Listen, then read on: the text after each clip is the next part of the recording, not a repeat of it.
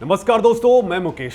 दोस्तों, जब सत्ता में बैठे लोग भूगोल, अर्थव्यवस्था और जमीनी हकीकत से लड़ने निकलते हैं तो अंजाम क्या होता है, ये आज नेपाल से सीखा जा सकता है। जहां नेपाल की जनता ने अपनी ही सरकार को अच्छे से समझा दिया है।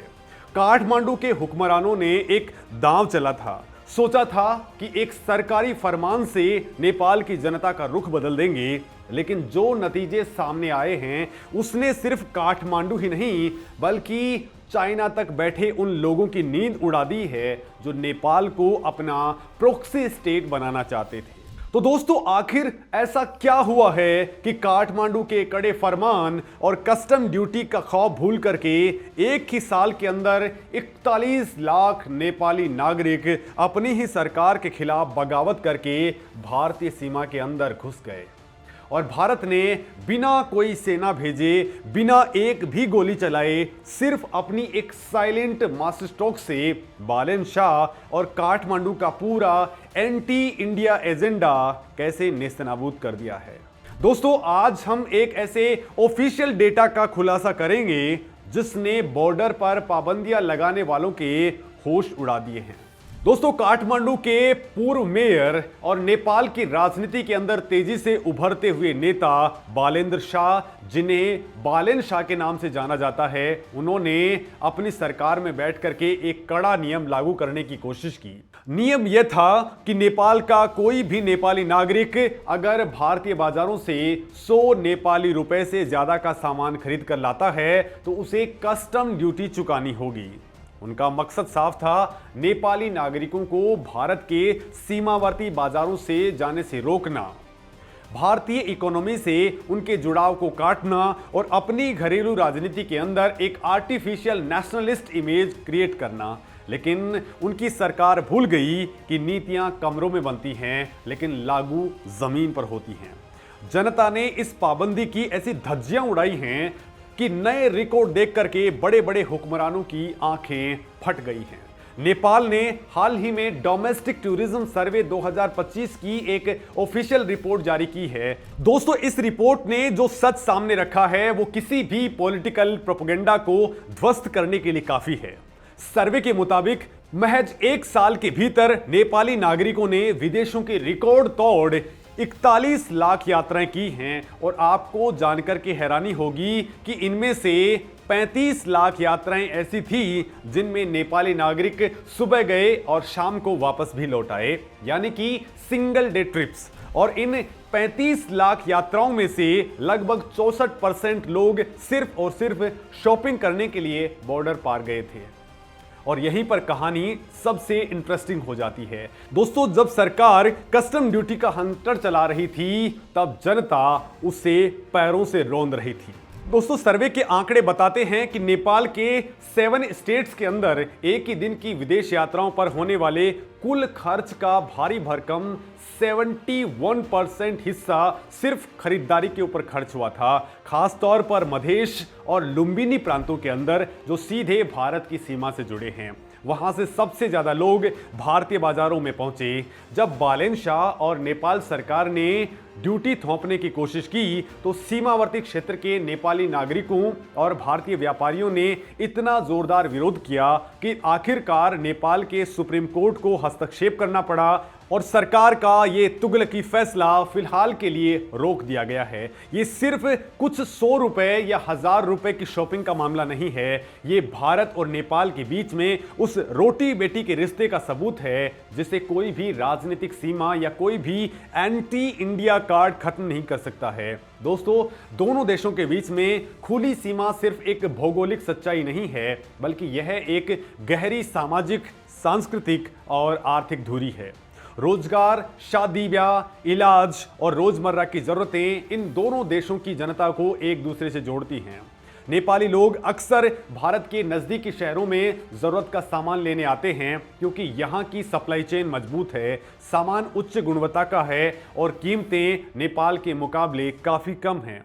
अब दोस्तों, सवाल ये उठता है कि जब नेपाल का जुड़ाव इतना गहरा है तो नेपाल के कुछ राजनेता बार बार भारत से पंगा क्यों लेते हैं? तो दोस्तों दरअसल नेपाल के कुछ नेताओं ने अपने घरेलू राजनीति को चमकाने के लिए, अपनी नाकामियों से जनता का ध्यान भटकाने के लिए और एक खास ग्लोबल पावर यानी कि चाइना को खुश करने के लिए अक्सर एंटी इंडिया कार्ड खेलने की कोशिश की है। दोस्तों साल 2024 से लेकर के आज तक नेपाल ने कई ऐसे कदम उठाए हैं जिनका मकसद भारत को उकसाना था, लेकिन कूटनीति और जमीनी सच्चाई के अखाड़े के अंदर उनकी ये नौटंकी उन्हीं पर भारी पड़ गई। पहली बड़ी गलती नेपाल ने की 100 रुपए के नए नोट के साथ में। दोस्तों नेपाल सरकार ने अपने 100 नेपाली रुपयों के नए नोट पर एक विवादित राजनीतिक नक्शा छापने का फैसला किया। इस नक्शे के अंदर भारत के अभिन्न और संप्रभु क्षेत्र कालापानी, लिपुलेख और लिम्पियाधुरा को नेपाल का हिस्सा दिखाया गया। काठमांडू को लगा कि इस कागजी शेर से वो भारत पर प्रेशर बना लेगा, लेकिन इसका अंजाम क्या हुआ? भारत नेपाल सीमा पर इसका सबसे बुरा असर नेपाल के ही लोगों और व्यापारियों के ऊपर पड़ा। भारतीय व्यापारियों ने इस विवादित नोट को लेने से साफ इनकार कर दिया। सीमावर्ती इलाकों के अंदर नेपाली करेंसी का चलन आम है, लेकिन इस बॉयकॉट के कारण नेपाली नागरिकों का लेन देन और व्यापार बुरी तरह से ठप हो गया। भारत के विदेश मंत्रालय ने भी कड़े शब्दों के अंदर इसे नेपाल का आर्टिफिशियल एनलार्जमेंट करार दिया और साफ कर दिया कि ऐसे कागजी दावों से ग्राउंड रियलिटी नहीं बदलती है। दूसरी बड़ी बेवकूफ़ी नेपाल की लीडरशिप ने मई से जून 2026 के दौरान की। नेपाल की संसद के अंदर वहां के पीएम बालेन शाह जैसे नेताओं ने एक बेतुका और भड़काऊ दावा कर दिया कि नेपाल भी भारतीय जमीन पर अतिक्रमण कर रहा है। बात यही नहीं रुकी, उन्होंने इस द्विपक्षीय सीमा विवाद को सुलझाने के लिए सीधे तौर पर चाइना और ब्रिटेन को बीच में लाने वाली थर्ड पार्टी मीडिएशन की बात छेड़ डाली। भारत ने बिना कोई शोर मचाए अपनी लाल आंखें दिखाई। भारत की डिप्लोमेटिक मशीनरी ने तुरंत और सख्त लहजे में किसी भी तीसरे देश की मध्यस्थता को सिरे से खारिज कर दिया। भारत ने 2 टूक लफ्जों के अंदर कहा कि भारत और नेपाल के बीच में जो भी बातचीत होगी वो स्ट्रिक्टली बायलैटरल होगी, इसमें किसी भी थर्ड पार्टी का कोई भी रोल नहीं होगा, किसी तीसरे देश की दखलंदाजी बर्दाश्त नहीं की जाएगी। इसका दोस्तों असर ये हुआ कि नेपाल के अंदर ही सरकार की भारी फजीहत हुई। नेपाल के पूर्व राजनयिकों, पॉलिसी एक्सपर्ट्स और विपक्षी दलों ने सरकार को खूब खरी-खोटी सुनाई और ऐसे गैर जिम्मेदाराना बयानों से नेपाल की ग्लोबल इमेज खराब हो रही थी, इसका उन्होंने हवाला भी दिया। दोस्तों दबाव इतना बढ़ गया कि नेपाल के विदेश मंत्री को तुरंत डैमेज कंट्रोल के लिए सामने आना पड़ा और आधिकारिक तौर पर सफाई देनी पड़ी कि नेपाल सीमा विवाद को सिर्फ और सिर्फ भारत के साथ ही बातचीत से सुलझाया जाएगा। दोस्तों भारत ने यह साबित कर दिया है कि वो अपने पड़ोस में किसी भी हॉस्टाइल नैरेटिव को पनपने नहीं दे सकता है। जब भारत की नई संसद का उद्घाटन हुआ था तो उसमें ऐतिहासिक अखंड भारत का भित्ति चित्र यानी कि मोराल लगाया गया था, जो भारत की सांस्कृतिक और ऐतिहासिक विरासत को दर्शाता है। इसके जवाब में नेपाल के कुछ नेताओं ने अपने दफ्तरों के अंदर ग्रेटर नेपाल का नक्शा टांग दिया। इस नक्शे में भारत के उत्तराखंड, हिमाचल प्रदेश और उत्तर प्रदेश के कुछ इलाकों को नेपाल का हिस्सा बता दिया गया। ये कदम कूटनीतिक रूप से इतना बचकाना था कि अंतर्राष्ट्रीय स्तर पर किसी भी देश या संस्था ने इसे गंभीरता से नहीं लिया। उल्टे भारत के साथ ही उनके रिश्ते तनावपूर्ण हो गए, जिसका खामियाजा आर्थिक तौर पर नेपाल को उठाना पड़ा है। नेपाल को यह समझना होगा कि वह अपनी इकोनॉमी, फ्यूल सप्लाई चेन और रोजमर्रा की चीजों के लिए पूरी तरह से भारत के ऊपर डिपेंडेंट है। जब राजनीतिक बयानबाजी के कारण व्यापारिक रिश्ते खराब होते हैं तो नुकसान भारत का नहीं, नेपाल का होता है और इसका सबसे बड़ा एग्जाम्पल 2026 की शुरुआत में देखने को मिला। दोस्तों भारत और नेपाल के बीच व्यापारिक नियमों और क्वालिटी कंप्लायंसेस को लेकर के हुए तनाव के कारण नेपाल से भारत को होने वाली चाय के निर्यात पर करीब 2 महीनों तक रोक लगाई गई। नेपाल का चाय उद्योग पूरी तरह से भारत के मार्केट्स के ऊपर डिपेंडेंट है। इस रोक से नेपाल के किसानों और व्यापारियों को करोड़ों रुपए का नुकसान हुआ, हाहाकार मच गया। नेपाल के सरकार को बैकफुट पर आना पड़ा और भारत से कूटनीतिक चैनल्स के जरिए गुहार लगानी पड़ी। आखिरकार 23 जून को जाकर के जब भारत ने नियम थोड़े ढीले किए, तब जाकर के नेपाल के चाय उद्योग को और वहां की इकोनॉमी की सांसों में सांस आई। दोस्तों इन सभी घटनाओं से एक बात बिल्कुल साफ हो जाती है कि काठमांडू में बैठ करके भारत के खिलाफ बयानबाजी करने से वहां के नेताओं को चंद दिनों के लिए तालियां तो जरूर मिल जाती हैं, लेकिन भूगोल, इकोनॉमी और सांस्कृतिक जुड़ाव की हकीकत यह है कि भारत से पंगा लेकर के नेपाल का खुद का सिस्टम चरमरा जाता है। भारत ने अपनी फॉरेन पॉलिसी और नेबरहुड फर्स्ट पॉलिसी के तहत एक बेहद मैच्योर लेकिन फर्म अप्रोच अपनाई है। भारत नेपाल की जनता के लिए हमेशा अपने दरवाजे खुले रखता है, उन्हें रोजगार देता है, स्वास्थ्य सेवाएं देता है। एनएसओ के सर्वे में भी ये बात सामने आई है कि नेपाली लोगों की रात रुक करके की जाने वाली विदेश यात्राओं के अंदर 19.6% लोग सिर्फ इलाज और स्वास्थ्य सेवाओं के लिए भारत आते हैं और 19.6% धार्मिक कारणों से भारत में आते हैं। लेकिन जब बात नेशनल सिक्योरिटी, स्ट्रेटेजिक ऑटोनॉमी और बॉर्डर इंटीग्रिटी की आती है तो भारत कोई भी समझौता नहीं करता है।